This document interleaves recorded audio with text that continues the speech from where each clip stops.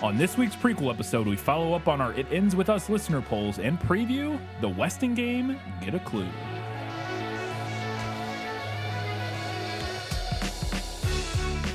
Hello, welcome back to This Film Is Lit, the podcast where we talk about movies that are based on books. It's a prequel episode. Plenty of feedback to get to, so we're not going to mess around. We'll jump right in, as we always do, with our patron shoutouts. I put up with you because your father and mother were our finest patrons, that's why. 3 new patrons this week. First up, at the free level, Grover51. Thank you, Grover. At the $2 Newbery Medal Award-winning level, Skinner25. Thank you, Skinner25. I don't know if Patreon defaults people to like word I don't know. number if you don't enter something, or if it's a coincidence that those two came in back to back. I don't know. And then finally, at the $5 Hugo Award-winning level, Vinny the Fungus. Thank you, Vinny the Fungus, a character from El Dorado? No, I think it's Atlantis. Atlantis? One of them. Because it's their profile picture on Patreon. I was like, oh, that guy. I remember that guy from that movie. So thank you, Vinny the Fungus. Hope you're checking out and enjoying that bonus content. And as always, we want to celebrate our Academy Award-winning, our top-tier patrons, and they are Amanda, Nicole Goebel, Harpo Rat, Nathan, Matilde, Cottonwood Steve, Ben Wilcox, Teresa Schwartz, Ian from Wine Country, Kelly Napier, Gratch, Just Scratch, Shelby Says It's Fine, I Didn't Need a Real Trailer Anyway, and That Darn Skag. Thank you all very much for your continued support. I don't know what Shelby's is in reference to this week. No idea. Some movie, obviously. Yeah. I'm not sure. I'm assuming a Marvel movie, property of but some I don't sort, but I don't know. One. I'm trying to think. When I don't know. I'm not keeping up with that stuff, so I don't know when things are supposed to drop. So hopefully there will be a real trailer soon for you, Shelby. All right, it's time to see what the people had to say about It Ends With Us. Yeah, well, that's just like your opinion, man. All right. On Patreon, we had 4 votes for the book and 1 for the movie. Kelly Napier said, I didn't really enjoy the book or the movie, but I didn't enjoy the book less than I didn't enjoy the movie, so I voted for the book. There you go. Fair enough. I can't believe you didn't bring up that she gave her daughter the middle name Dory. Oh. Emerson Dory Kincaid. Talk about stupid names. If they wanted to give a nod to Ellen DeGeneres, why not give her the middle name Ellen? It made me so mad. I meant to bring that up, and I did not go through my reading notes carefully enough. But there is a note, if you scroll to the very bottom of my reading notes, there is a note about stupid baby names and why does every property that I read have a stupid baby name in it. I saw something on the internet where there are actually 2 edits of this movie. One that Blake Lively and Ryan Reynolds edited, and one that Justin Baldoni edited. I read that the Lively Reynolds one was the one that ended up being released, so now I'm so curious as to what the Baldoni cut would have looked like. Maybe someday it will be released like Zack Snyder did with Justice League. Maybe. Don't give the internet people any ideas. Yeah. So from my understanding, and I could be wrong with this, I don't know if it's true to say that Blake Lively and Ryan Reynolds edited one. There was a version, and it's the version that was released from my understanding, that Blake Lively had more input on the edit on. And you're speaking loosely there, obviously. Yeah. But there is, because that was one thing in the podcast, there's a whole lot of back and forth between the editors and which editors are working with who, and there's a ton of drama about that's involved with all of that. But yes, there is a version that Justin Baldoni preferred, like an edit that he preferred, and an edit that Lively preferred. And from my understanding, the version that was released was the edit that Lively preferred. So, that being said, I have no idea what the differences are or whatever. So, and I don't know if we ever will know. Anyway, I'm not upset that I read this or watched this, but if I never read another Colleen Hoover book again, it will be too soon. Totally not my jam. It's fair. Not for everybody. I feel slightly similarly. I'm not upset that I read or watched this. I don't know that I would pick up another Colleen Yeah. Hoover book without like somebody requesting it for the show. Right. I did see on her Instagram page that apparently there's another adaptation of one of her There's books like a million. coming They're out. whipping them up constantly. Yeah. Like the specific one that I saw on hers was Verity, I think it was called, and it has Dakota Johnson in it. So. Yeah. I think there's several, but yeah. Our next comment was from Shelby, who said, like many things in How I Met Your Mother, I always thought the Dobler Dahmer thing was a load of horseshit, especially considering that the lady Ted's friends are trying to warn him about was a stranger who followed him everywhere for months and started fires in public buildings. Like, I get it's a comedy, but still. Yeah. I have never watched How I Met Your Mother, so I can't even comment. I watched it in its original run and have not watched it since. And for some reason, the Dobler Dahmer thing just like sticks in my head, but I couldn't tell you anything about that like specific episode. Like that storyline. Yeah, or anything. no. Yeah. It's I've always heard, again, I haven't watched it. I've just heard from what I've seen over the years that How I Met Your Mother is one of the less well-aged sitcoms of that era. Yeah. But I could be there's wrong. definitely a lot about it that has not aged well. I do also think there are some really interesting like storytelling techniques Very that well it could be, utilizes, but it was. I mean, people liked it for a reason. Like it was very, very popular. So I'm not saying it's without merit or anything. I've just the what it seems like to me is that it does. I've heard that it has not aged as well as maybe some shows from the same time period. Our next comment was from John Pauley. Who said, I went into the book not knowing anything about it or the movie and thought it was based on the title it would be about escaping toxic families and making one where toxicity didn't exist, and that only turned out to be partially right. Since the majority of the book is about Lily and Ryle's relationship, I spent a lot of time trying to figure out how the it was going to end with them, and halfway through, after the stairs incident, I thought the answer was going to be open acknowledgement of problems, wrongdoing, and therapy, which would have been a healthy and fresh take. In the end, choosing divorce over staying with Ryle is better than other options, but immediately letting him have single parenting time with the baby seems like it's still a low bar. Yeah. I don't want to be negative about the book, as I think it shows some light to the difficult situation many people that are abused can face that people may not think about. I think it doesn't even live up to its title.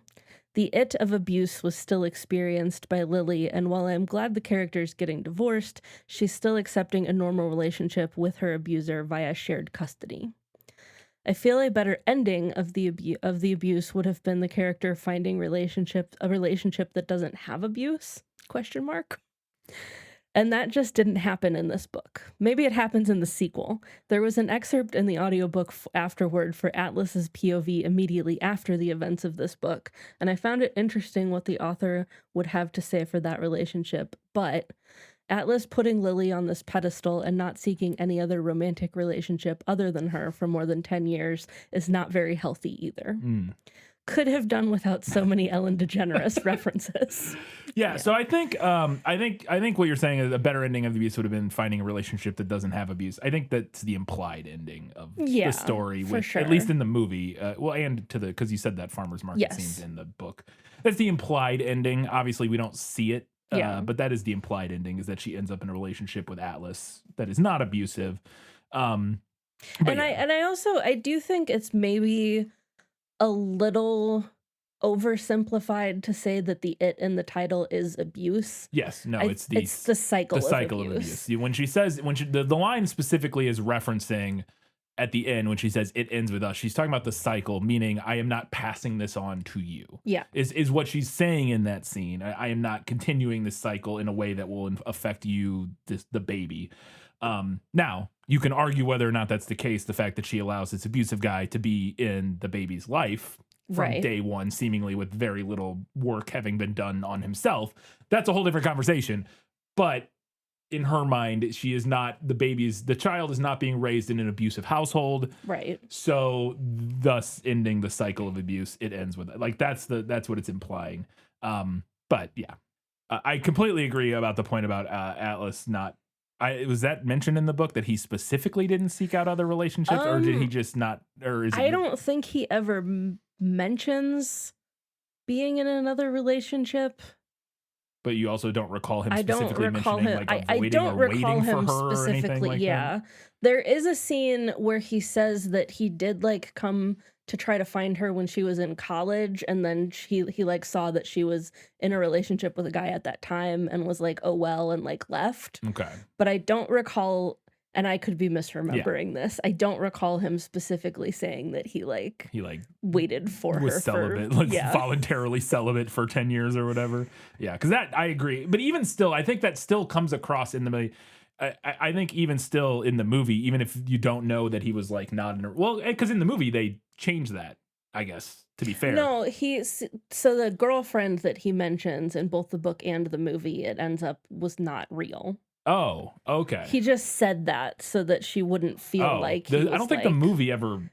No, they did. It was they? yes, it was a really brief, like blink and you miss it line exchange When? about Cassie not being real. I think when they get to his house after they're at the hospital, she says okay. something about like there was believe never you. a Cassie, was there? Or Okay, something I just like missed that line then. Yeah, Okay. it was like a singular line. Okay, well then, yeah, then I guess the movie doesn't change that. So yeah, I guess it's possible. And if that's the case, then yeah, that's weird. I don't like that. If he was like, I'm going to wait for you, person I may never see again, that's not healthy either. Yeah. And our last comment on Patreon was from Nathan. Nathan also has a comment on every other platform, this time. But also was our requesting patron. Yes, also Nathan was our requesting patron. And Nathan said, I'm not going to lie, when I proposed this book/movie, I assumed they were both going to be terrible. I assumed the same thing when I read your recommendation or that you wanted to do it. I was like, great. I thought the book was a rom-com based on the first scene and was pretty convinced there was no way it was actually going to have a real accurate depiction of abuse. I was super fucking wrong.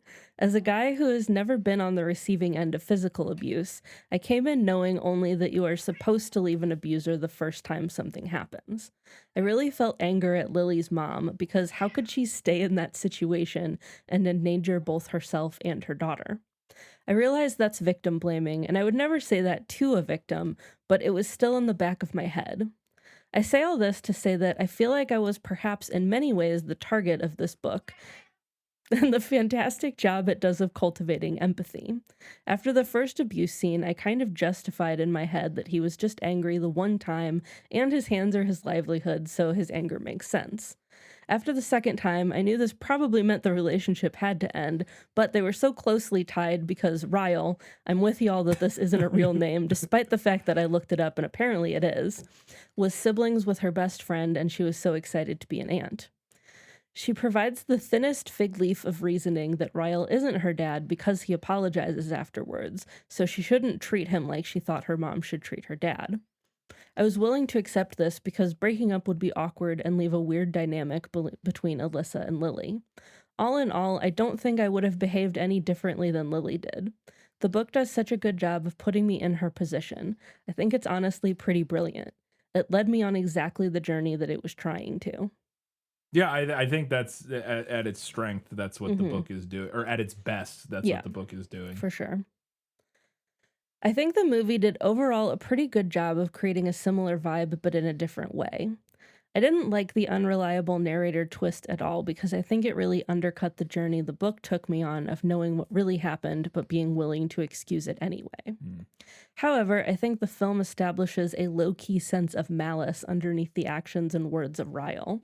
Not sure if it was real-life Baldoni coming through, but it worked to make me feel questionable about him even before we had the reveal. In the book, I just kind of liked Ryle except for the blow-ups. I thought both Lively and Baldoni were excellent in this movie. I didn't find Baldoni cringe except when he was meant to be. Maybe I'm just a Ryan Reynolds fan, but I love quips, and I felt like starting the story with a scene that would feel right at home in any manic pixie dream girl romance, films which I love, does a good job of getting you engaged with characters so you can go on the ride. I agree that that's what they're going for in that scene is a quintessential rom-com meet cute, quippy for sure. banter thing. It's just, it felt late to me. Like if this movie came out and was doing that, and was like and was using that as a sort of like framing method in 2000 15 or 12 or something, that would feel more, I think it would work better for me. But at this point, that kind of super banter heavy rom-com stuff feels a little dated and a little try hard to me in a way that just, and especially if it's not written brilliantly, which I just don't think that particular scene was. It felt a little heavy-handed and a little clunky in how some of that banter was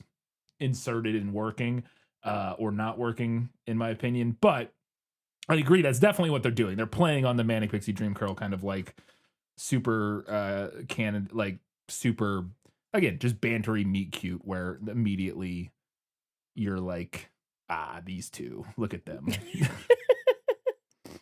I also got a little choked up when Ryle was so happy about the baby being named Emerson.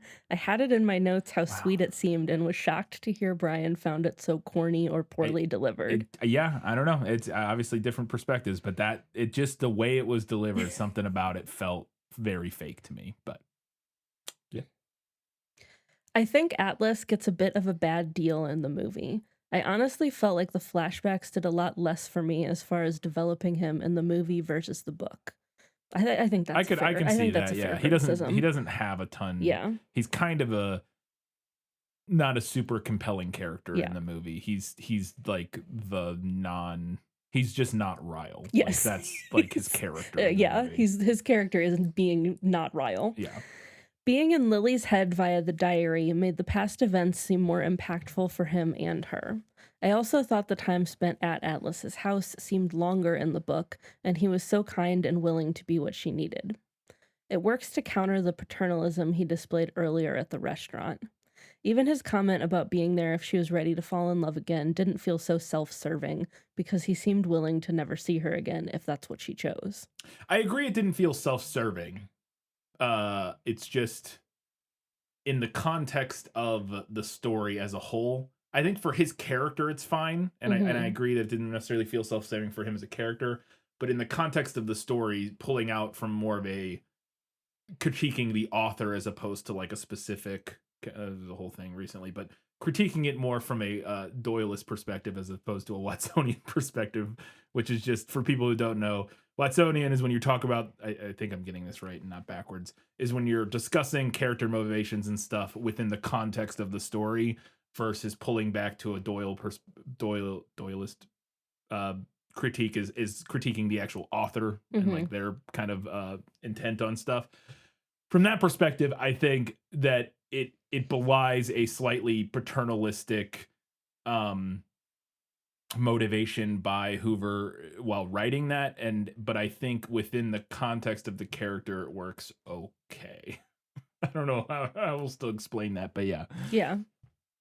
No, I think you're right, and I do think that, like, while I do feel that the book overall was an attempt to portray domestic abuse in a very real way, and I do think that the book largely succeeds at that, it does also have the fingerprints of the author's, like, internalized patriarchal ick on it. And that's what I think colors the whole thing in a lot of ways for people, is you can just kind of feel, I think maybe similar to something like Twilight or whatever, you can kind of, even though it's never like explicitly conservative or Christian-y or whatever, you can kind of just feel the energy of it that has this, like, this was written by somebody that, I don't know what their politics are, but they're probably not like super progressive. Like you can just tell they have a somewhat patriarchal and like paternalistic view of relationships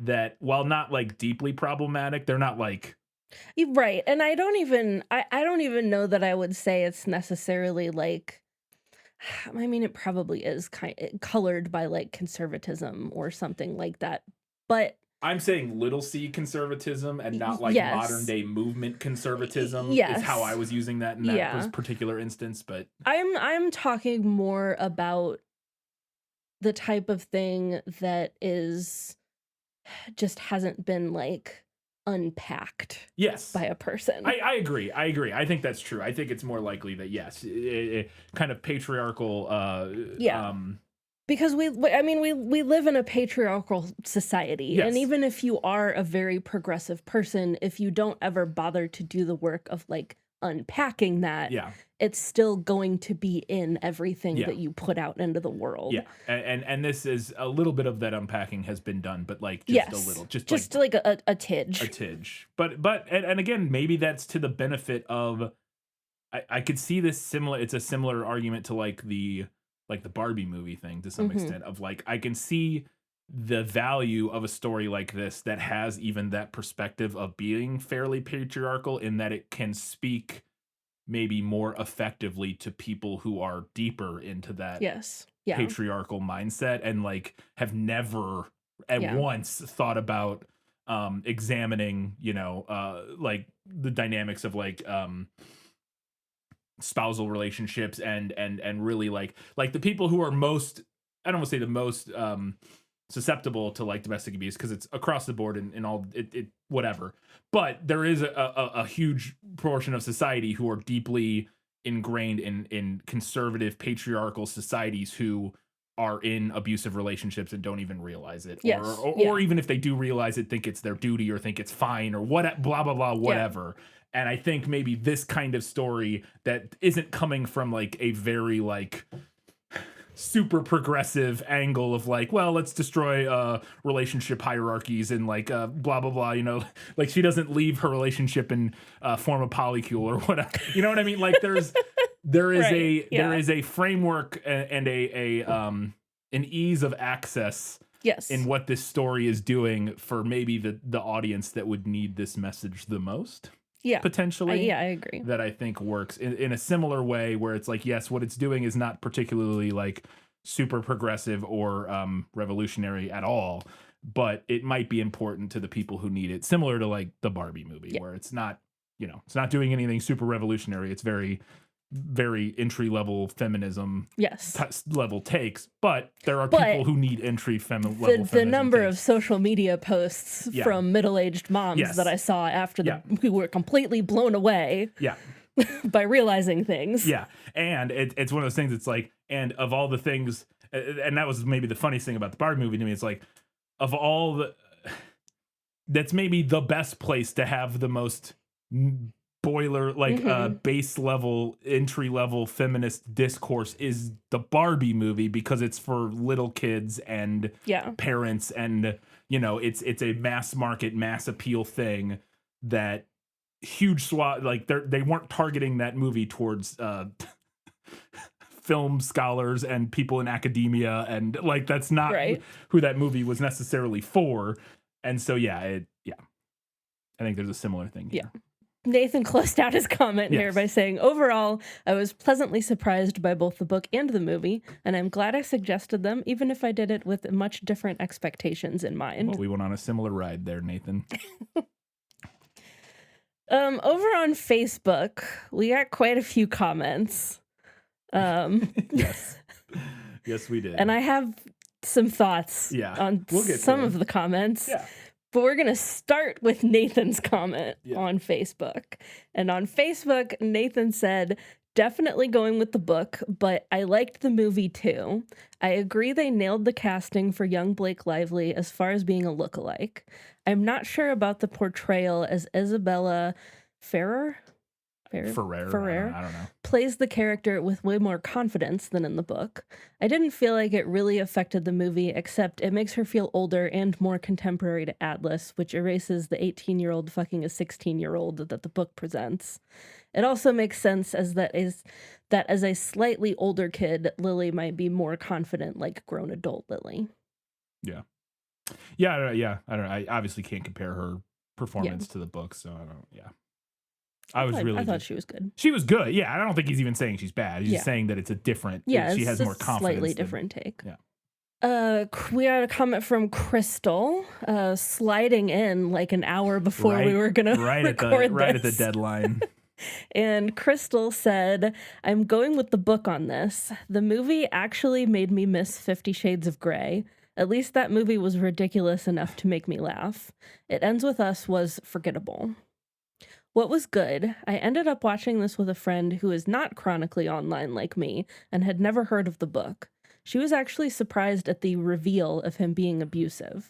So in this way, I guess it did work because she's no stranger to red flags, but then I guess it can be hard for any of us to recognize abuse when it's not the abuse that we're used to.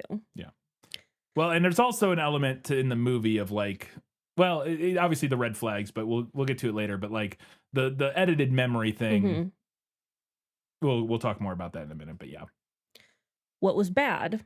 I can't stand the ending. While I do at least get what they were doing with the overall idea of the nuance of in an abusive relationship, the ending was just a little too tidy. I agree with that. Yeah.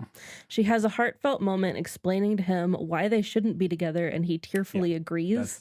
I'm not saying it could never happen, but the idea of a severely abusive and controlling man being willing to let the object of his obsession go because it's what's best for the infant daughter is sadly not typical. I completely agree that it's not typical. Yeah. And that is the biggest criticism I have of the movie, or one of the big criticisms I have of the movie. We talked about in the episode is that it's definitely idealized. It is it's a satisfying. It's a satisfying scene. Ending, but it is definitely not typical or representative. And I do think that in the sequel there's more about that and more like strife between them, with him like not wanting not actually wanting to let her go. Yeah.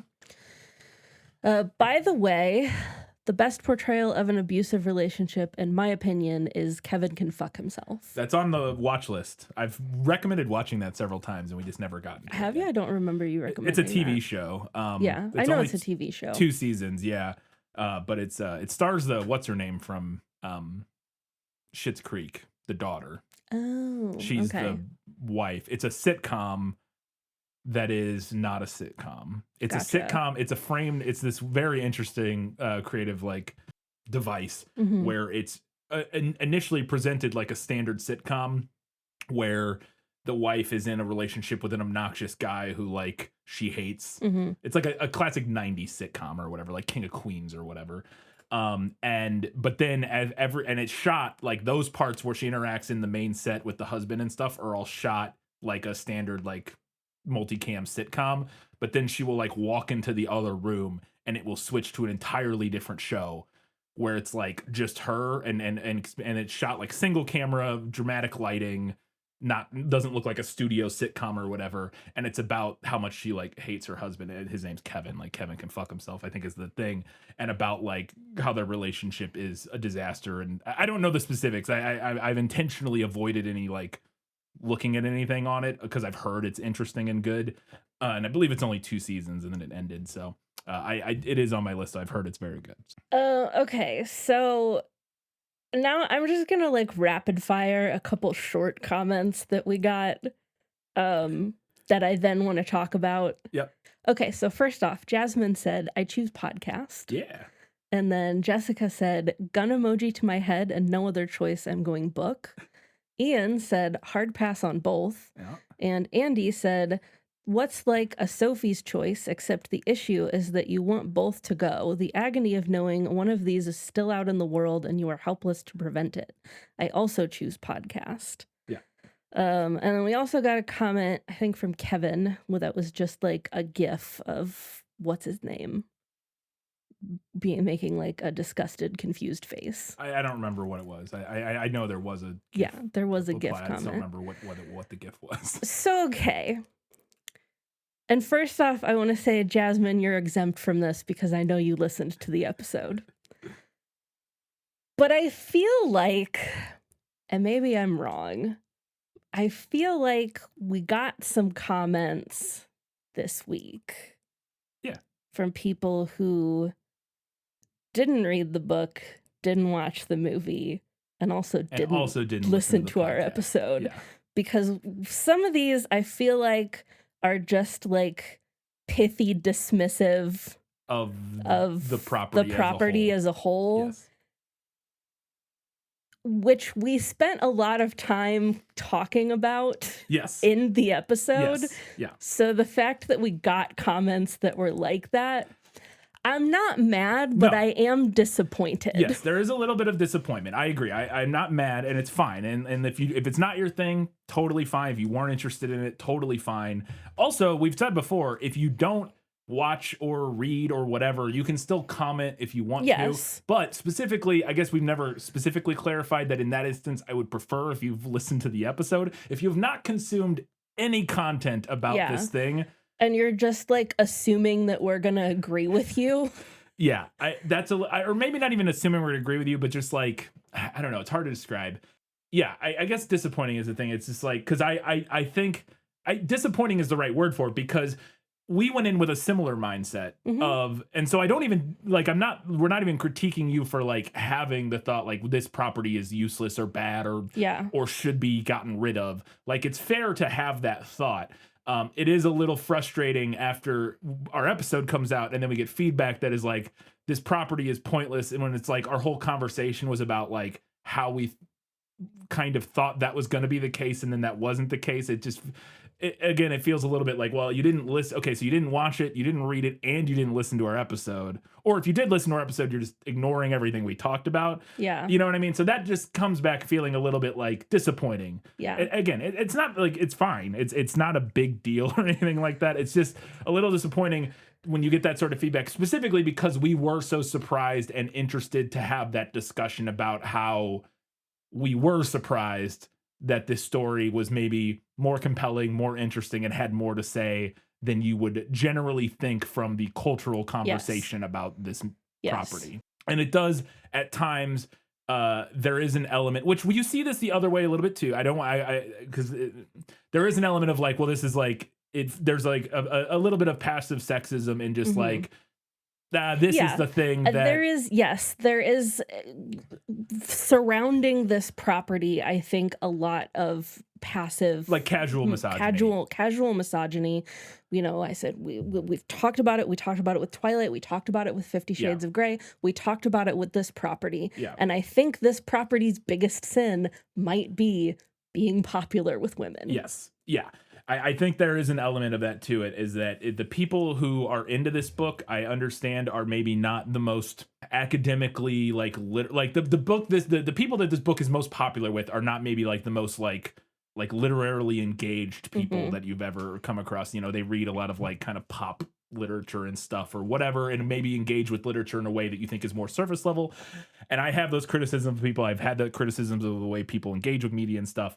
But I also think that you're just doing that yourself by dismissing it out of hand as completely worthless, when I think it's not. Like, I think, like I said, and we spent 2.5 hours talking about the ways that we thought that this property is maybe more interesting and less worthy of just blanket dismissal than a lot of people think it is, or blanket criticism or whatever. Like, it's an interesting story that has interesting things to say, and maybe it doesn't do all that great or whatever, but it's at least worth talking about. And like, kind of the pithy, casual, like, I'd rather die than read or watch this. Yeah. It's like, would you though? Like, it just feels kind of, again, it's fine. It is what it is. I understand that sentiment, and I'm sure I've done it before in the past, and I'm sure I will do it again in the future for things that I find worthy of dismissal. But there is an element of that again, was just a little kind of disappointing or frustrating.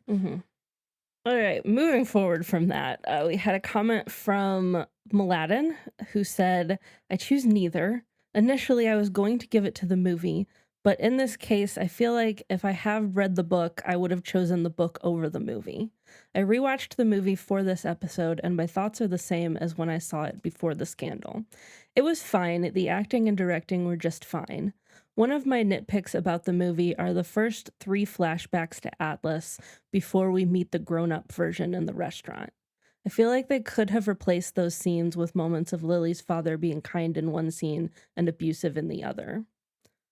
I mean, there could have been more maybe with her father that may have been good, but I think you also need those scenes with Atlas to establish their relationship. So I don't know if replacing them necessarily makes sense, but you definitely need, I think you need those scenes. Yeah. You can maybe also add scenes to get a little bit more backstory with the father, but I also didn't find it necessary. I felt like I understood the dynamic with the father well enough to get what was going on there.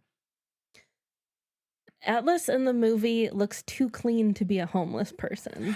I think that varies a lot. That's I will say that in the book they talk specifically about him like not being able to access like a shower. Yeah. So like if we're comparing 1-to-1, yeah, maybe the movie didn't get it exactly right. But Just to go on, even Bruce and Batman Yeah. Begins look more realistic as a homeless person when he left Gotham. I think you may be overgeneralizing the cleanliness of homeless people. yes, that is where I was going with that. Like very, very broadly, because there's a number of, not a huge portion, but there's a small community of homeless people in our town that we live in, and the quote unquote hygiene of those people vary greatly. There's one guy in particular that I see walking around all the time who you would never guess that guy was. He just he looks perfectly clean and wearing clothes that seem perfectly clean.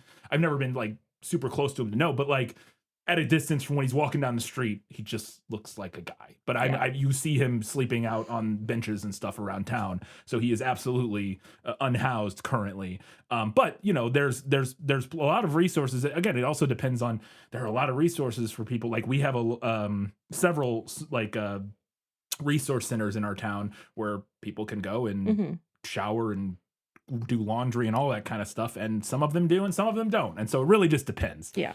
And I think in this instance, to me, I felt like it was implied that he was only very recently homeless, like had maybe run away from home not that long ago. Yeah. So I think is the implication. Yeah. I also laughed when Katie said, in the book, Lily pity fucked Atlas. I hope he was minty fresh like in the movie. When she did otherwise, I can't help but imagine a teen version of Neil Breen from Pass Through.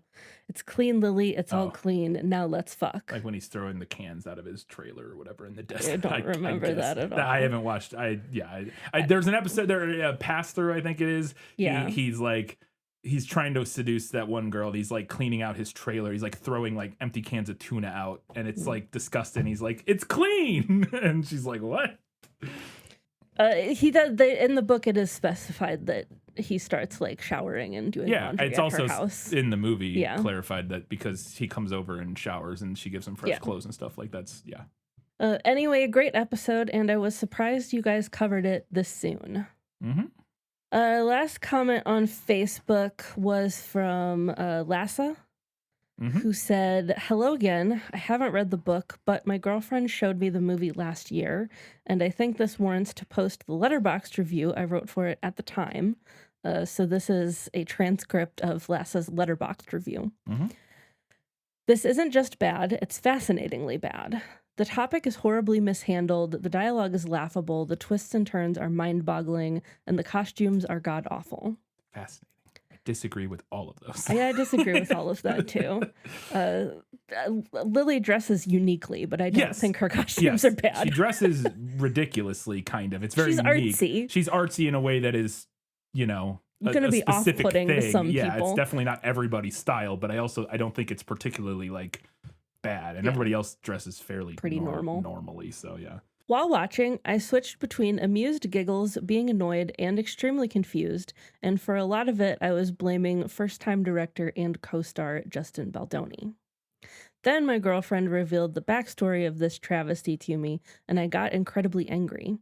You should all look up what went wrong with this movie. It's completely insane and identifies the true villain behind this mess.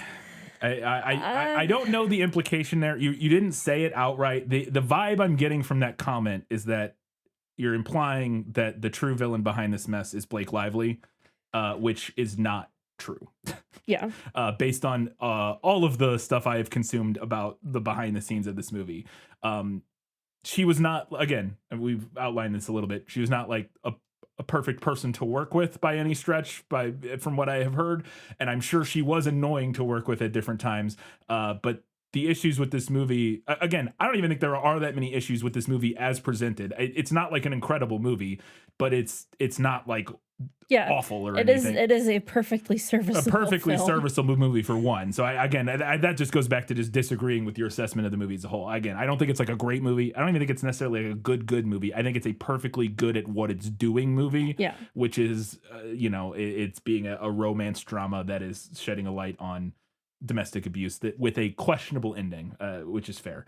I don't want to say that your girlfriend was tricked by outrage peddlers on the internet, but that your girlfriend may have been tricked by outrage peddlers on the internet, because that is a big thing. There's huge portions of and side portions of the internet that think that Blake Lively was like this monster on set ruining this movie because she's like an egomaniac, and that is, I will say most generously, that is an oversimplification, a vast oversimplification of what occurred, and at best that's kind of libelous because that's not what happened here, in my opinion. And also in mine. Yeah. Watch it at your own risk, but you might have better things to do, like decorating a flower shop that doesn't look like a flower shop, messing up a frittata by leaving it in the oven for too long, try to take it out with your bare hands, and accidentally punch your girlfriend in the process, or naming your baby after the dead brother of the father.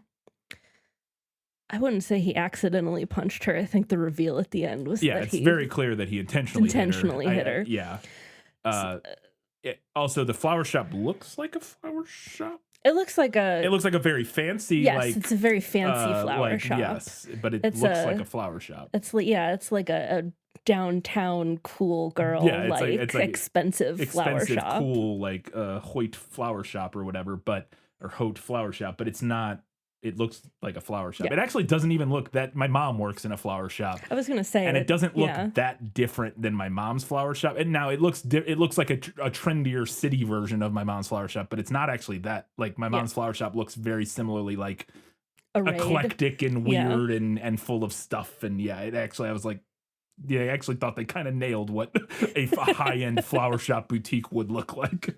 So there's my take. Keep up the great work and best of wishes from Germany. Well, thank you. And sorry, we were obviously disagreeing with you there and kind of pushing back in some ways, but we appreciate your comment and that you listen. Over on Instagram, we had 2 votes for the book and 1 for the movie. And Nathan said, voting book, did y'all wonder if Ryle was lying about the surgery that made him angry when he first appeared? After the reveal that the same tragic gun incident happened to him, I wondered if he made that experience the case as a way to Trojan horse the conversation about his trauma with a complete stranger. I did not think that. Maybe it's an interesting idea. Yeah. Now that you mention it, because it does. I forgot the coincidence of that. Yeah, it's interesting that maybe he could have done that, but I would be inclined to say that no. That what makes the most sense narratively and thematically is that he's telling the truth, and that it's just a thing that triggered his anger in that scene. Yeah. Because it was a similar enough like situation to what happened to him as a child that it just like really got triggered him basically. And so but I it's an interesting idea. I just don't think that he did. I don't think it was a lie. That was not how I would interpret the story. No, me either. But it is an interesting idea. Yeah.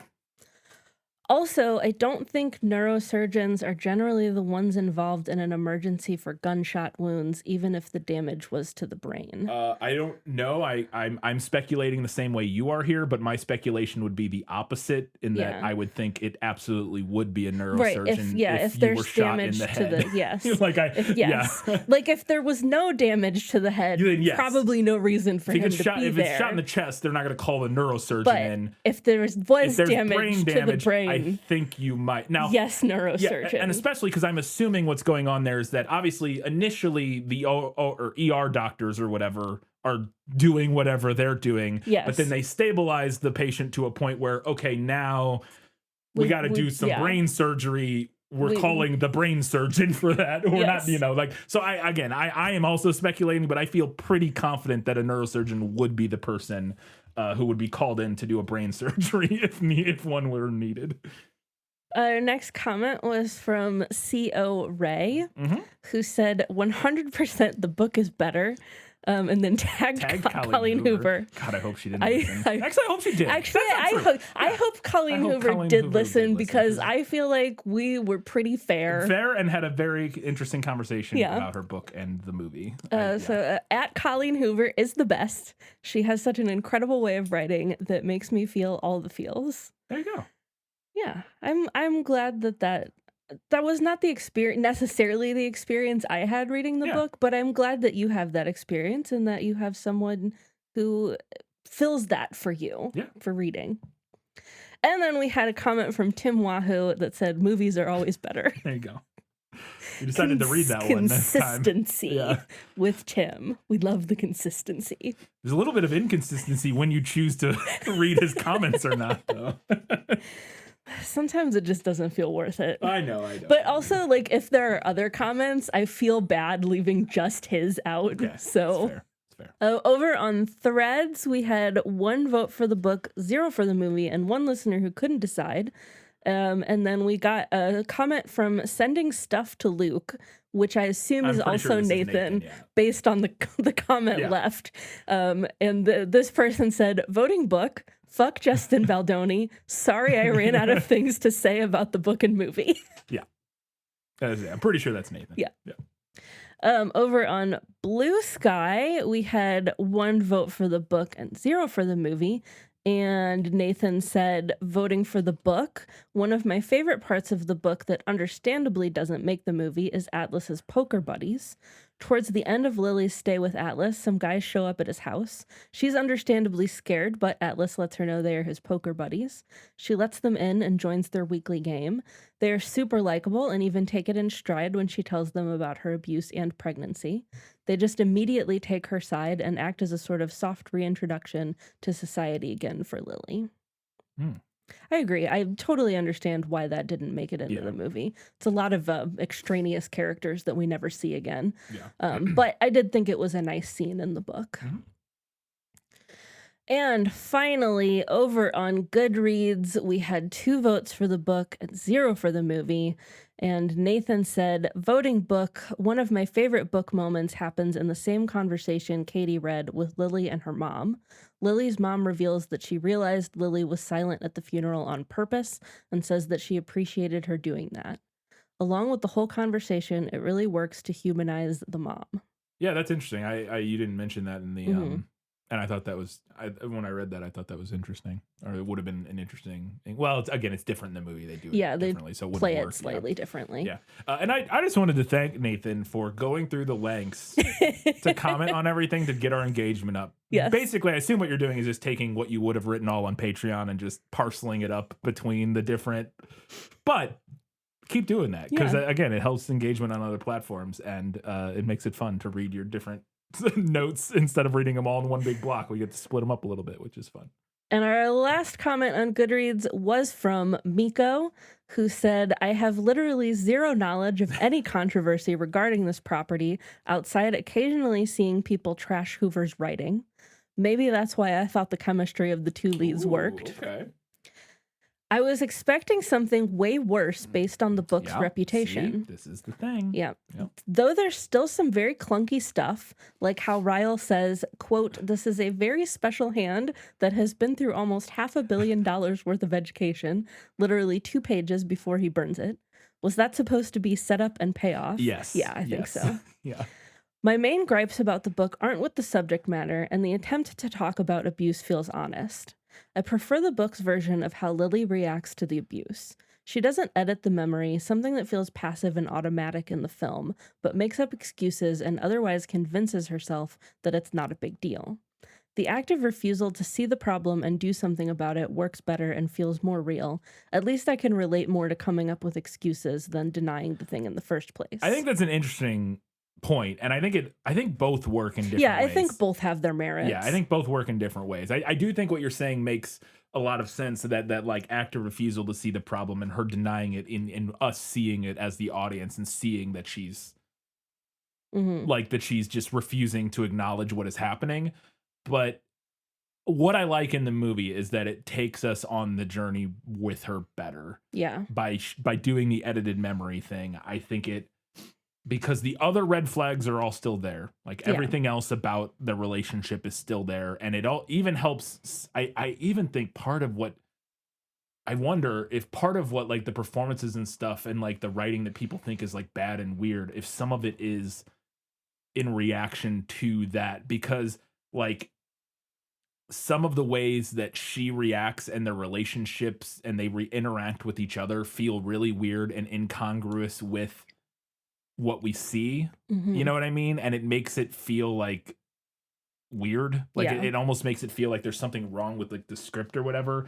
And I do wonder if some of like for instance, like the way she like begs and pleads with him after they storm out of the restaurant and like and they're having that argument on the street and all of that, and the way he reacts and interacts, and like because up until that point you still don't see him as abusive. Like Yeah. the movie has not presented him as abusive yet. It is that he literally at that point it was just the cooking accident, Right. quote unquote accident, and that has been presented as a very clear accident in the movie to us so far, to the point where it does feel like, why are they behaving this way? Like it just feels weird. But then you realize, oh, in Right. retrospect, Yeah, and if you're able to go back and then recontextualize yes, exactly. the interactions between them that initially felt a little weird and off, Yeah. make a lot more sense. Yes, which I think is interesting. Again, I think it's compelling and I think it does work. But I also think that like you're saying, that kind of somebody making up excuses and convincing themselves that it's not a big deal. I think the movie does a little bit of that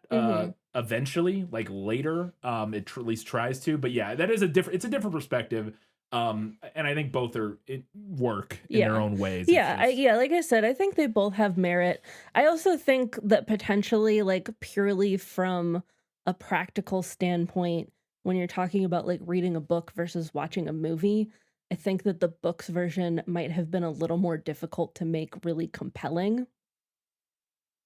Potentially. Yes. Yeah, I agree. And that's actually what I was kind of getting at, was that I think the way the movie does it works maybe better in a movie than it would in a book. And the way the book does it works better in the book than it would in a movie. Wow. It's almost like that's the whole thesis of our show. Yeah. Yeah. All right, back to Miko's comment. Miko said, neither the book nor the movie were my thing, but my vote goes to the book. Also, if others have a hard time getting their hands on the next film, like me, I'd highly recommend doing some snooping on a certain archive of the internet. Yeah. And we'll talk more about that here if you are having trouble, and we'll get to that here in a second. When we get to the how you can watch the next movie, we'll explain exactly where you can find it and how at the end. So our winner this week was the book with 13 votes, several of which were Nathan's, but that's fine. I accept that. This isn't serious. You can vote multiple times. It's not like it was going to be a tie otherwise or something, 13 votes to the movies 2, plus our one listener who couldn't decide.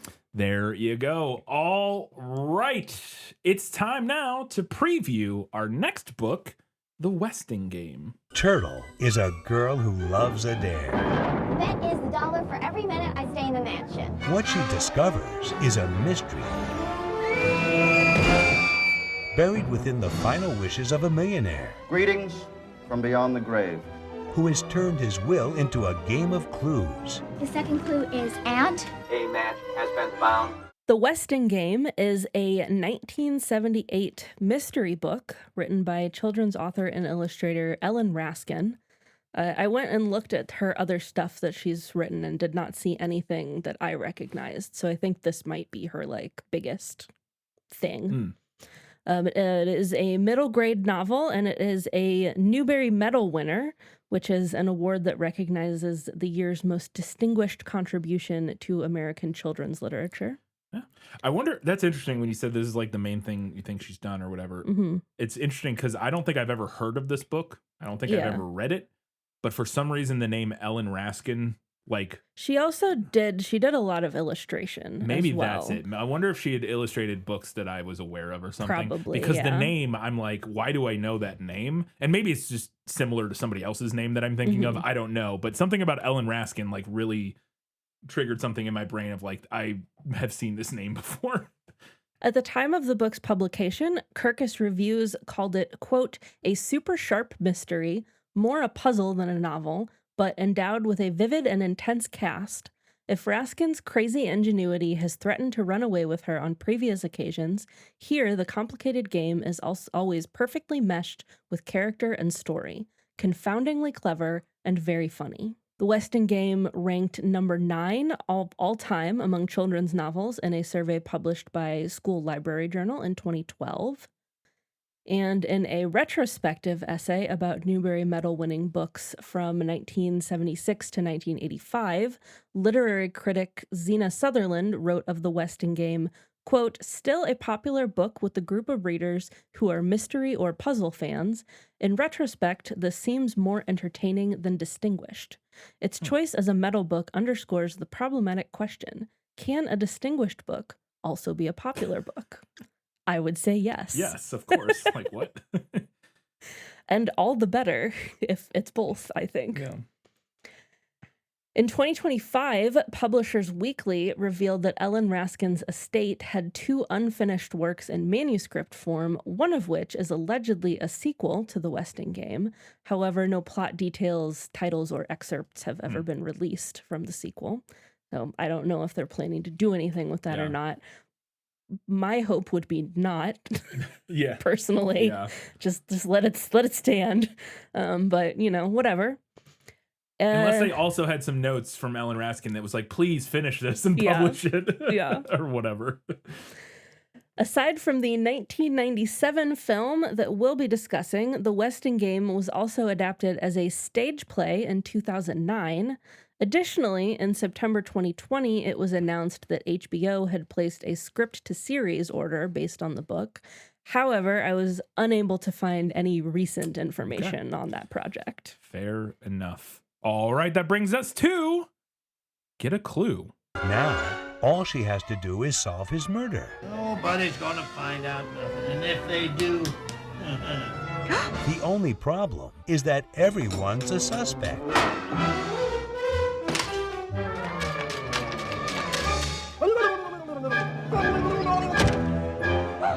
Get a Clue is a 1997 film directed by Terrence H. Winkless, known for directing 38 episodes of Mighty Morphin Power Rangers, Hell yeah. the original series, a movie called Rage and Honor, which seemed to be like a martial arts movie maybe, a film called White Wolves 2 Legend of the Wild, and then 3 episodes of the Beetleborgs TV show, among other things.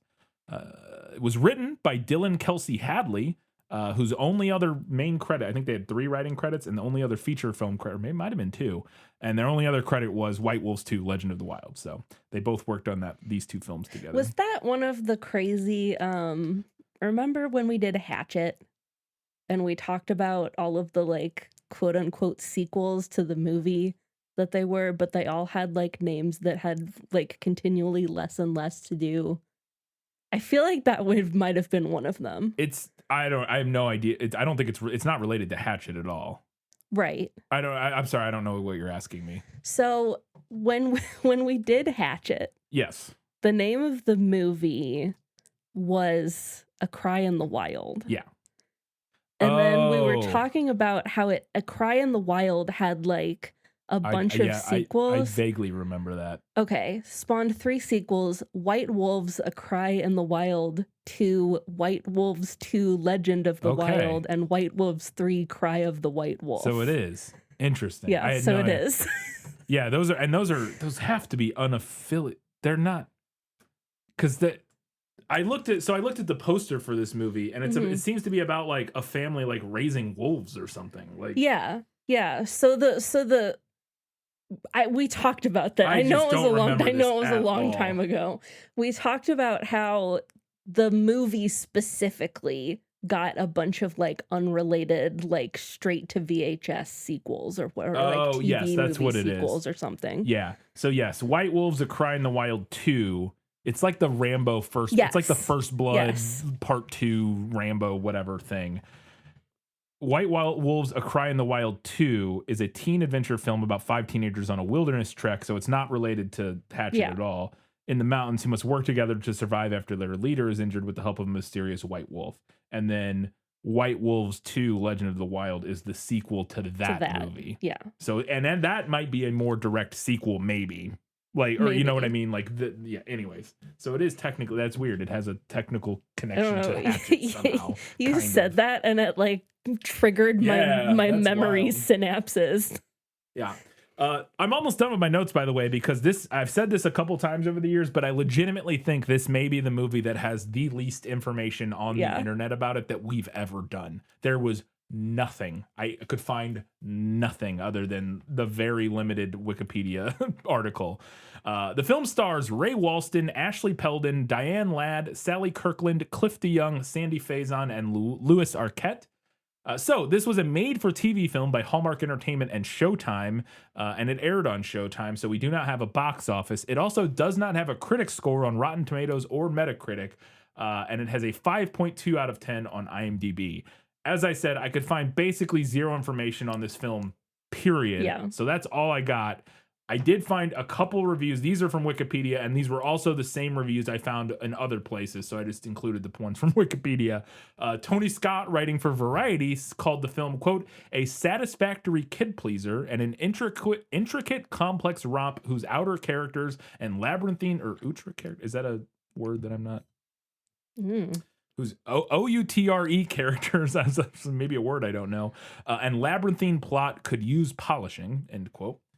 And then Sharon Johnson for The Patriot News, which made me question what the hell that is, called it, quote, a ripoff, and wrote that it's, quote, this overly long, not very involving mystery isn't much of a movie, end quote. Okay. And yeah, I'm scared what The Patriot News is. This is also from 1997, so it's probably not as insane as it sounds, as it is maybe. Yeah. now. Patriot News is the largest newspaper in Harrisburg, Carlisle, so it's just a newspaper in Harrisburg, Pennsylvania. The fact that she called it a ripoff makes me wonder if she realized it was an adaptation. No, that's interesting. I would have to go find that specific review to see it, like the complete context of that. So I need a subscription to actually read the article, so I'm not going to be able to read it. But it's the actual like newspaper clipping of the review, like a microfiche. Yeah, it literally, yeah.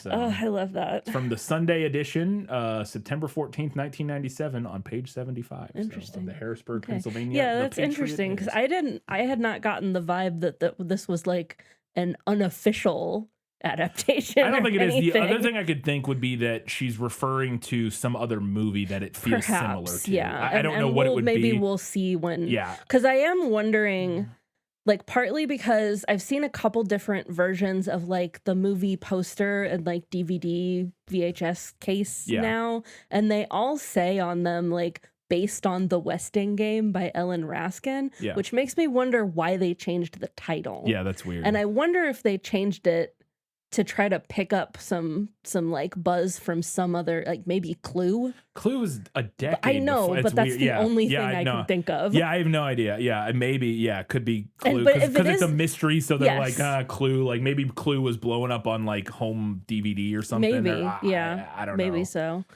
If it is ripping off Clue, I'll know about it. Yeah, that's what I said, and that's what I was like. Maybe it's ripping off some other kids movie that came. Like maybe we'll watch it and go, oh, this is clearly like trying to do Home Alone or so. I don't know, but like something like that. But we obviously won't know till we watch it, so we'll have to see. But that would be my guess of what she's referring to, and not like, oh, it's ripping off this book, because like you would know, like, oh, well, clearly it just is this book. I would hope you would think that if you were writing a review of it in the Sunday edition of your local paper, I might be able. By the time we get to the episode, I might be able to, because I think I might be able to access that newspaper potentially. So I might be able to, because I think we might have an account for that newspapers.com or whatever, for like historical stuff. So I might be able to read that article. And if I do, I can talk you in the main episode. I can mention what she was referring to as a ripoff, or how it was a ripoff, hopefully. So, or maybe we'll watch it and we'll be like, or maybe whoa. we'll watch it and it'll just be obvious. Yeah.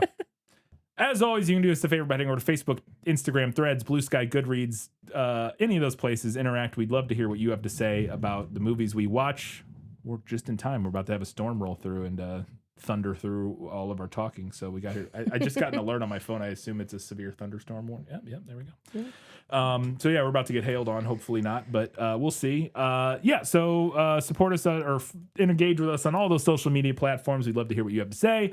Drop us a 5-star rating and write us a nice little review on all of the places where you listen to us, and support us at patreon.com/thisfilmislit. Katie, where can people watch Get a Clue / The Westing Game? Well, as always, you can check with your local library or a local video rental store. I did check with our local library, and they did not have a copy of this movie.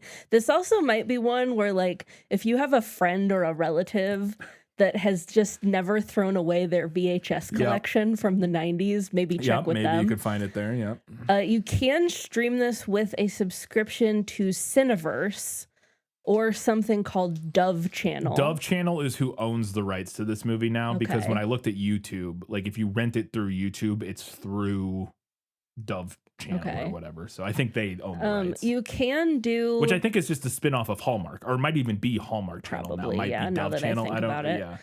I just think of the chocolate or the soap. Yeah, but because Hallmark's logo was a dove forever, right? I'm pretty Yes, sure. it And so I was, think yeah. Dove Channel might be Hallmark Movie Channel now, essentially, I Okay. think. You can do, Cineverse offers like a 1 week free trial.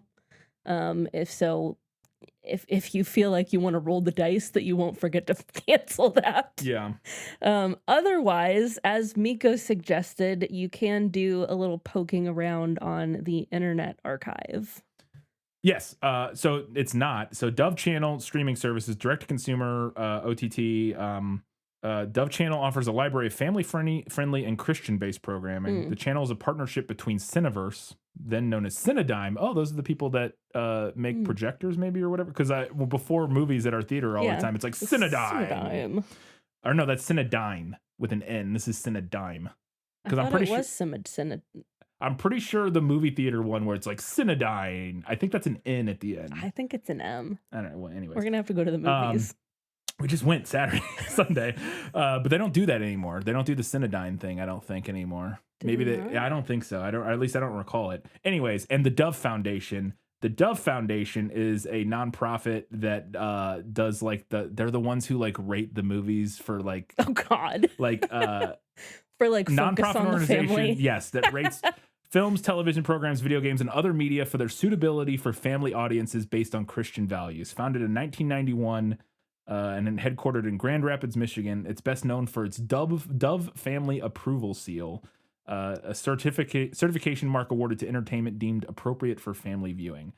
So in that case, then I'm perfectly happy to say you should just go to internetarchive.com and search for The Westing Game. Yeah. I found it earlier. Do not search for Get a Clue. You won't find it there. The Westing Game is what it's under, and it's very good quality. I clicked through it. It looks like a very good version of it that they got.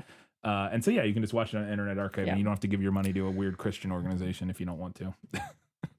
Yeah, the Wikipedia article for the book did say that it was released also under the title The Westing Game. I don't know. It didn't. It may have. It didn't specify when or where. Yeah, but yeah.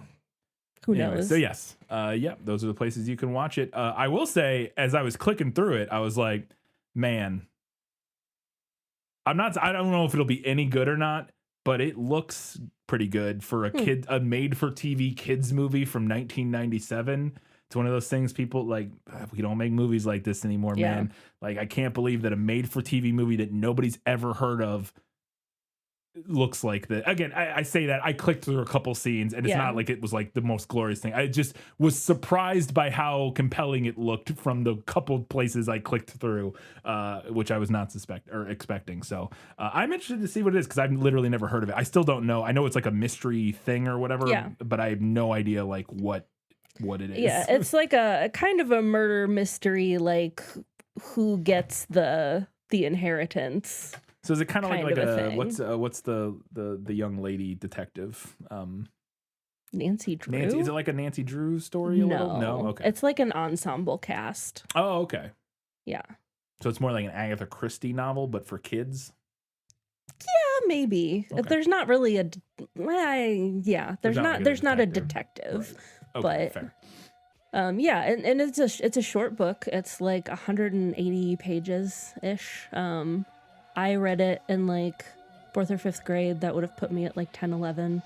And I remember really liking it. Sweet. Yep. All right. So yeah, go ahead and watch that on Internet Archive. That makes it easy. Everybody can get a hold of that one. Because I was worried that like nobody was going to be able to watch this movie. But yeah, the fact that it's available there is read the book. Yeah, it's a good book. It's a short book, and it's you'll fly right through it. Yeah. Cool. Well, come back in 1 week's time. We're talking about the Westing Game / Get a Clue. Until that time, guys, gals, non-binary pals, and everybody else, Keep reading books. keep watching movies. And keep being awesome.